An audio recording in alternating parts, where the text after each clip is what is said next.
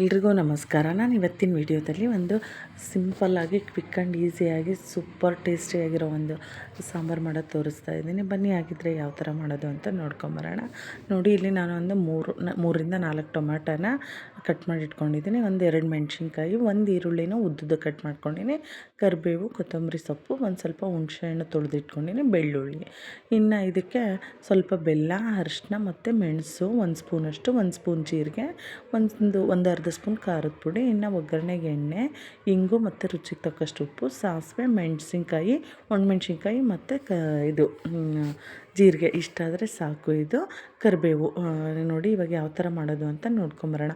First ಒಂದು cooker ತೊಗೊಂಡ್ಬಿಟ್ಟು ನಾನು ಏನೆಲ್ಲ ಐಟಮ್ಸ್ ತೊಗೊಂಡಿದ್ನಲ್ವ, ಈರುಳ್ಳಿ, ಟೊಮೆಟೊ, ಮೆಣಸಿನ್ಕಾಯಿ, ಕರಿಬೇವು, ಕೊತ್ತಂಬರಿ, ಬೆಲ್ಲ, ಬೆಳ್ಳುಳ್ಳಿ ಮತ್ತು ಜೀರಿಗೆ, ಮೆಣಸು ಎಲ್ಲ ಐಟಮ್ಸನ್ನು ಹಾಕ್ಬಿಡ್ಬೇಕು ಕುಕ್ಕರ್ಗೆ.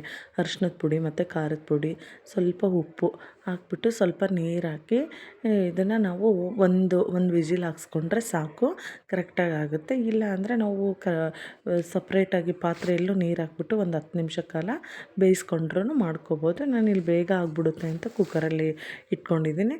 ಇದನ್ನು ಸ್ವಲ್ಪ ತಣ್ಣಗಾಗಕ್ಕೆ ಬಿಡಬೇಕು. ನೋಡಿ, ಈ ಥರ ನೀರನ್ನ ಸೋದಿಸ್ಕೊಂಡು ಇದನ್ನು ತಣ್ಣಗಾಗಕ್ಕೆ ಬಿಡೋಣ. ಒಂದು 5 ನಿಮಿಷ ತಣ್ಣಗಾಗುತ್ತೆ. ಇದೇನು ಗೊತ್ತಾ, ಬೇಗನೆ ಮಾಡ್ಕೋಬೋದು ಈ ಸಾಂಬಾರು. ಸ್ವಲ್ಪ ಬೇಗ ತಣ್ಣಗಾಗಬೇಕು ಅಂದರೆ ಒಂದು ಸ್ವಲ್ಪ ಫ್ಯಾನ್ ಕೆಳಗಿಟ್ರೂ ಬೇಗ ಮಿಕ್ಸಿ ಮಾಡ್ಕೋಬೋದು. ಇದನ್ನು ಇವಾಗ ಈ ಥರ ಎಲ್ಲ ನೀರು ಸೋದಿಸ್ಕೊಂಡು ಇದೇನು ಮೇಲಿರುತ್ತಲ್ವ, ಈರುಳ್ಳಿ, ಟೊಮೊಟೊ ಸೊಪ್ಪು, ಕೊತ್ತಂಬರಿ ಇದೆ ಎಲ್ಲದನ್ನು, ಇದನ್ನು ನಾವು ಮಿಕ್ಸಿ ಮಾಡ್ಕೋಬೇಕು. ನೋಡಿ, ಸ್ವಲ್ಪ ತಣ್ಣಗಾಗಕ್ಕೆ ಬಿಡಬೇಕು. ತಣ್ಣಗಾದ್ಮೇಲೆ ಮಿಕ್ಸಿ ಮಾಡ್ಕೊಳ್ಳಿ. ತುಂಬ ಬಿಸಿದು ಮಾಡ್ಕೊಬೇಡಿ. ಆಮೇಲೆ ಇದನ್ನು ತುಂಬ ನೈಸಾಗೂ ಮಾಡ್ಕೊಳ್ಳೋದೇನು ಬೇಡ. ಸ್ವಲ್ಪ ಮೆಣಸು ಮತ್ತು ಜೀರಿಗೆ ಎಲ್ಲ ಸ್ವಲ್ಪ ನೀಟಾಗಿ ಅದು ನೈಸ್ ಆದರೆ ಸಾಕು. ಇದು ನೋಡಿ, ಇವಾಗ ನಾನು ತಣ್ಣಗಾಗಿದೆ. ಒಂದು ಮಿಕ್ಸಿ ಜಾರ್ಗೆ ಹಾಕ್ಕೊಂಬಿಟ್ಟು ಅದನ್ನು ರಸ ನಾವು ಮತ್ತೆ ಅದು ಸಾಂಬಾರಿಗೆ ಯೂಸ್ ಮಾಡ್ಕೋಬೇಕು. ಇವಾಗ ಇದನ್ನಷ್ಟೇ ನಾನು ಮಿಕ್ಸಿ ಮಾಡ್ಕೊತಾ ಇದ್ದೀನಿ. ಇದನ್ನು ನೈಸಾಗಿ ಇದೆ ನೋಡಿ, ಇದನ್ನು ಅದು ಯೂಸ್ ಮಾಡ್ಕೊಳ್ಳೋದು. ಇವಾಗ ಇದನ್ನು ಮಿಕ್ಸಿನ ನಾನು ಮಾಡಿಕೊಂಡು ತುಂಬ ನೈಸ್ ಏನು ಬೇಡ, ಒಂದು ಮೀಡಿಯಮ್ ಆಗಿದ್ದರೆ ಸಾಕು. ಇಷ್ಟಿದ್ರೆ ನೋಡಿ, ಸ್ವಲ್ಪ ತರಿಯಾಗಿಯೇ ಇರಲಿ, ಇಷ್ಟಾದರೆ ಸಾಕು. ಇವಾಗ ಇದಕ್ಕೆ ಒಗ್ಗರಣೆ ಮಾಡ್ಕೊಳ್ಳೋಣ. ಒಂದು ಪಾತ್ರೆ ಇಟ್ಟಿದ್ದೀನಿ. ಪಾತ್ರೆ ನಾನು ಬಿಸಿಗಿಟ್ಟು ಒಂದು 2 ಟೇಬಲ್ ಸ್ಪೂನ್ ಎಣ್ಣೆ ಹಾಕಿದ್ದೀನಿ. ಇದು ಎಣ್ಣೆ ಒಗ್ಗರಣೆ ಮಾಡಿಕೊಂಡು ಒಂದು 10 ನಿಮಿಷ ಕುದಿಸ್ಬಿಟ್ರೆ ನೋಡಿ ಸಾಂಬಾರು ಎಷ್ಟು ಬೇಗ ರೆಡಿಯಾಗಿಬಿಡುತ್ತೆ. ಒಂದು 2 ಸ್ಪೂನ್ ಎಣ್ಣೆ ಹಾಕಿದ್ದೀನಿ. ಎಣ್ಣೆನೂ ಬಿಸಿ ಆಯಿತು. ಇವಾಗ ನಾನು ಸಾಸಿವೆ ಹಾಕ್ತಾಯಿದ್ದೀನಿ. ಸಾಸಿವೆ ಸ್ವಲ್ಪ ಚಟಪಟ ಅಂತ ಸಿಡಿದ್ಮೇಲೆ ನಾವು ಇದಕ್ಕೆ ಇದು ಒಣಮೆಣ್ಸಿನ್ಕಾಯಿ ಮತ್ತು ತೊಗೊಂಡಿದ್ವಿ ಅಲ್ವ ಕರಿಬೇವು, ಅದನ್ನ ಹಾಕ್ಕೋಬೇಕು. ನೋಡಿ, ಇವಾಗ ಸಾಸಿವೆ ಸಿಡಿತಾ ಇದೆ. ಇವಾಗ ನಾನು ಕರಿಬೇವು ಮತ್ತು ಮೆಣಸಿನ್ಕಾಯಿನೂ ಹಾಕ್ತಾಯಿದ್ದೀನಿ. ಸ್ವಲ್ಪ ಇಲ್ಲಿ ಹಿಂಗು ಬೇಕಂದರೆ ಹಿಂಗು ಹಾಕ್ಕೋಬೇಕು. ಹಿಂಗೆ ಹಾಕಿದರೆ ಸಾರು ಘಮ ಕೊಡುತ್ತೆ ಮತ್ತು ಟೇಸ್ಟ್ ಕೂಡ ತುಂಬ ಚೆನ್ನಾಗಿರುತ್ತೆ. ಇವಾಗ ನೋಡಿ, ಹಿಂಗು ಹಾಕ್ಕೊಂಡಿದ್ದೀನಿ ನಾನು. ಇದೆಲ್ಲದನ್ನು ಇವಾಗ ಸ್ವಲ್ಪ ಎಣ್ಣೆಯಲ್ಲೇ ಫ್ರೈ ಆಗಲಿ.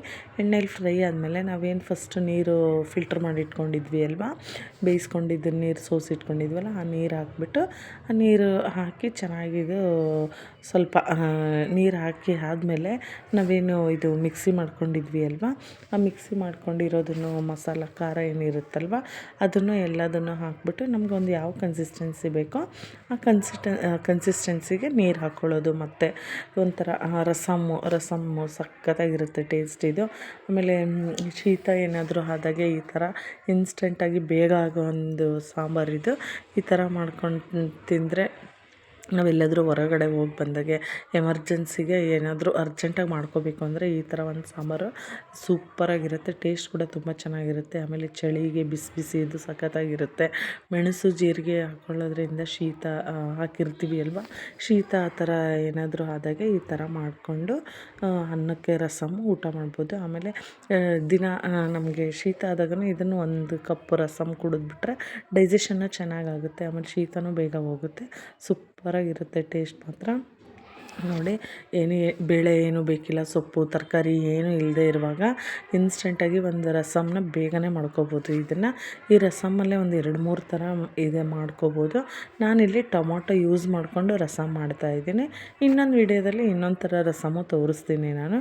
ನೋಡಿ, ಇವಾಗ ಇದೇನು ಅದು ನೀರೆಲ್ಲ ಕುದೀತಾ ಇತ್ತಲ್ವ, ನಾನು ಆ ಖಾರನೂ ಹಾಕ್ಕೊಂಡ್ಬಿಟ್ಟು ನಮಗೆ ನೀರು ಎಷ್ಟು ಬೇಕೋ ಅಷ್ಟು ಹಾಕ್ಕೊಂಡು ರುಚಿಗೆ ಸ್ವಲ್ಪ ಉಪ್ಪು, ಅಲ್ಲಿ ಸ್ವಲ್ಪ ಉಪ್ಪು ಹಾಕಿದ್ವಿ ಅಲ್ವ, ಇನ್ನೊಂದು ಸ್ವಲ್ಪ ಉಪ್ಪು ಮತ್ತು ಸ್ವಲ್ಪ ಬೆಲ್ಲ ಸ್ವಲ್ಪ ಬೆಲ್ಲನೂ ಹಾಕ್ಕೋಬೇಕು, ರಸಮ್ಗೆ ಟೇಸ್ಟ್ ಚೆನ್ನಾಗಿರುತ್ತೆ. ಬೆಲ್ಲನ ಹಾಕ್ಕೊಂಡು ನೀಟಾಗಿ ಕುದಿಸ್ಬೇಕು.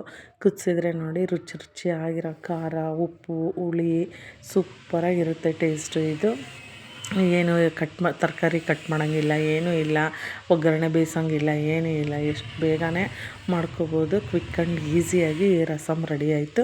ಇದನ್ನು ಬಿಸಿ ಬಿಸಿ ಅನ್ನ ಮತ್ತು ತುಪ್ಪ ಹಾಕ್ಕೊಂಡು ಈ ರಸಮ್ ಹಾಕ್ಕೊಂಡು ತಿಂದರೆ ಎಷ್ಟು ಸೂಪರಾಗಿರುತ್ತೆ ಗೊತ್ತಾ ಟೇಸ್ಟು. ನೀವು ಒಂದು ಸರಿ ಟ್ರೈ ಮಾಡಿ ನೋಡಿ. ತುಂಬ ಅಂದರೆ ತುಂಬ ಟೇಸ್ಟಾಗಿರುತ್ತೆ, ಸಖತ್ತಾಗಿ ಬರುತ್ತೆ ಟೇಸ್ಟು.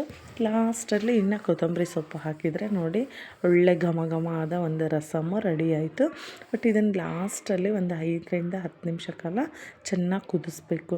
ಕುದಿಸಿದ್ರೆ ನೋಡಿ ಸಾಂಬಾರು ರೆಡಿ ಆಯಿತು. ಸಾಂಬಾರು ಈ ಥರ ಚೆನ್ನಾಗಿ ಕುದೀತಾ ಇರಬೇಕು. ಬಿಸಿ ಬಿಸಿ ಸಾಂಬಾರು ಕುಡಿದ್ರೂ ಸೂಪರಾಗಿರುತ್ತೆ. ಆಮೇಲೆ ಈ ಡೈಜೆಷನ್ ಎಲ್ಲ ಆಗಲ್ವಲ್ಲ ಚೆನ್ನಾಗಿ, ಈ ಜೀರಿಗೆ ಹಾಕಿರ್ತೀವಿ ನೋಡಿ, ಈ ಜೀರಿಗೆ ಮೆಣಸೋದು ಡೈಜೆಷನ್ನು ಚೆನ್ನಾಗಾಗುತ್ತೆ. ಈ ಥರ ಸಾರು ಮಾಡಿಕೊಂಡ್ರೆ ಸೂಪರಾಗಿರುತ್ತೆ ಟೇಸ್ಟು. ನೀವು ಒಂದು ಸರಿ ಟ್ರೈ ಮಾಡಿ ನೋಡಿ. ಇದೇ ಥರ ಯಾವ ಥರ ಬಂದಿದೆ ಅಂತ ಕಮೆಂಟಲ್ಲೂ ತಿಳಿಸಿ. ನಿಮಗೂ ಈ ವಿಡಿಯೋ ಇಷ್ಟ ಆಗಿದ್ದರೆ ಪ್ಲೀಸ್ ಲೈಕ್ ಮಾಡಿ, ಶೇರ್ ಮಾಡಿ, ಸಬ್ಸ್ಕ್ರೈಬ್ ಮಾಡಿ. Thank you.